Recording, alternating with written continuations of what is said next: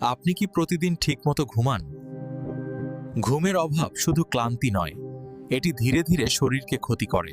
পর্যাপ্ত ঘুম না হলে মস্তিষ্কের মনোযোগ ও স্মৃতিশক্তি কমে যায়, রাগ ও মানসিক চাপ বেড়ে যায়। এই সময় মানুষের মস্তিষ্ক থেকে ভুল সিগন্যাল এবং ভুল সিদ্ধান্ত নেয়ার প্রবণতা বেশি দেখা যায়।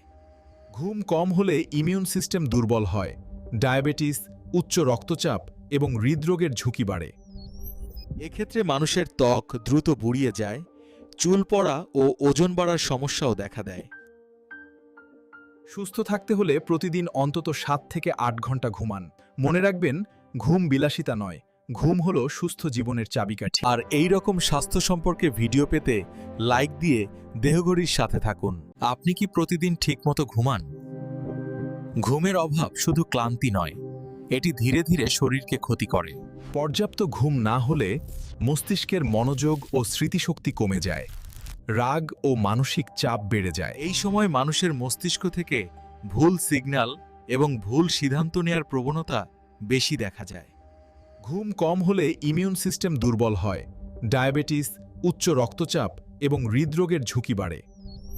এক্ষেত্রে মানুষের ত্বক দ্রুত বুড়িয়ে যায়, চুল পড়া ও ওজন বাড়ার সমস্যাও দেখা দেয়।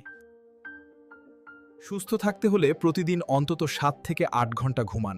মনে রাখবেন, ঘুম বিলাসিতা নয়, ঘুম হলো সুস্থ জীবনের চাবিকাঠি। আর এই রকম স্বাস্থ্য সম্পর্কে ভিডিও পেতে লাইক দিয়ে দেহঘড়ির সাথে থাকুন।